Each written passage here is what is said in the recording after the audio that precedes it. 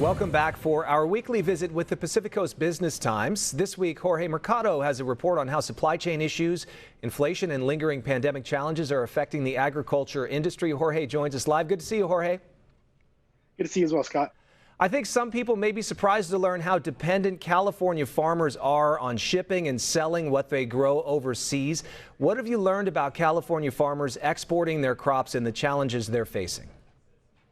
Yeah, I mean, it's been no secret that the COVID-19 pandemic has caught a lot of industries off guard, and that's the same for the agriculture industry. I talked with the Cal Poly professor, his name is Cyrus Ramzani, and he's been researching these topics and trying to find solutions to these issues. For example, I also spoke with the farmer. His name's Jim Zion. He's a farmer for Meridian Growers out in Fresno, and he told us that his total cost of moving products has increased about 25 to 30% alone. It used to cost him about $800 to move a container from his operation in Fresno to a port, whether it's Oakland, Los Angeles, or Long Beach. And that cost is now $2,000. So you're just seeing a lot of these prices double, and it's hurting a lot of our local farmers really badly. I mean, they just cannot afford to continually keep sending containers to ports, and even having those containers sent to other countries. That price has tripled for some of the other countries that you're talking about exporting to, whether it's Hong Kong or India or China. Yeah, and these Cal Poly professors researching the issue that you spoke with, they talk about possibly devastating consequences for California farmers. How much is it really hitting their bottom line here? Oh, yeah. I mean, last year alone, we saw agricultural exports dropping by about $2 billion. I mean, in addition to the high shipping costs, a lack of containers and a lack of chassis, which are used to move those containers, has been a huge problem for California farmers. Last year, shipping lines would rush containers back to other countries like China, because although it costs like $1,200 here to export to China, China to export to the United States costs about $20,000. So shipping lines were rushing those containers back to get a lot of imports into this country. That's why last year we saw, in California at least, we saw more imports than we did exports, and that's not usually how it works. California is usually one of the leading exporters in the entire United States by value, because we grow a lot of great crops like almonds, walnuts, and we're just not able to send them out like California farmers would like to.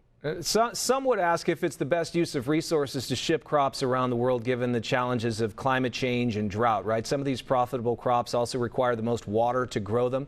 Did anyone you talked to speak of adapting or changing, or are they hoping that things can return to how they were before the pandemic? No, definitely. I don't think there will be a return to before the pandemic, so to speak. I think farmers are really just hoping for a little bit of stabilization. In regards to actually exporting those crops, it's still a high margin for them on a really low margin product here and domestically. I mean, peanuts, almonds, walnuts are not sold the same here as they are being sold in other countries. So I think that is an issue. That's where a lot of farmers make money. So it's hard for them. But at the same time, when they can't even export these things, it hurts them dramatically. So I think they just want to see stabilization. Like, if these prices are going to be this high, they just need to stay this high. They can't keep going up. I mean, it's hard to account for. And there is some help on the way from the federal government that you report.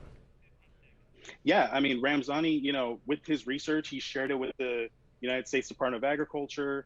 And, he really is a big believer that we need to create a surplus of dedicated containers and chassis specifically for agricultural farmers.